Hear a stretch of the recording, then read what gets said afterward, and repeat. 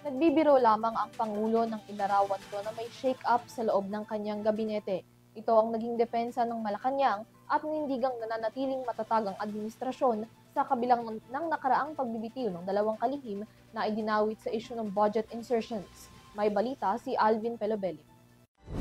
It's your new designation. Di ba magka-cabinet shake-up tayo sa kasama ka na dun sa... Ito ang naging pahayag ni Pangulong Ferdinand Marcos Jr. sa isang seremonya sa Palasyo ng Malacanang nitong Huwebes. Sinabi ito ng Pangulo ilang araw matapos bumaba sa pwesto si Executive Secretary Lucas Bersamin at si Budget Secretary Amena Pangandaman. Pero ang pahayag na ito ng Pangulo, sinabi ng Palasyo na biro lamang ng punong ehekutibo. Tingnan na lang po natin kasi kung nakita niyo po na parang pabiro po yung pagkakasabi ng Pangulo. So, yun muna po tayo. Face value. Nananatili rin ang palasyo sa pahayag nito na bumitaw sa pwesto si Bersamin ng may delikadesa. Itinanggi rin ni Palace Press Officer at Undersecretary Claire Castro na kilala niya ang umano'y nag-utos kay Bersamin na bumitiw ito sa pwesto.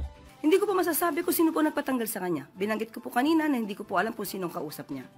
Kung yun pa ang nababasa ng palasyo, dahil sinabit niya naman po ang sarili niya sa President's Prerogative, yan lang po ang ating masasabi. Gayunpaman, hindi raw isinasantabi ng palasyo na maging posibleng nasasangkot rin sa mga flood control project ang mga bumitaw sa pwesto ng miyembro ng gabinete ng kasalukuyang administrasyon. Unang sinabi ni Bersamin na hindi siya bumitaw sa pwesto dahil anya may nag-utos sa kanyang lisanin ang posisyon. Si Bersamin at si Pangandaman ang pinakabagong miyembro ng gabinete ng Pangulo na bumitaw sa pwesto sa gitna ng katiwalian sa flood control project. Para sa EuroTV News, Alvin Pelobello sumasaludo sa bawat Pilipino.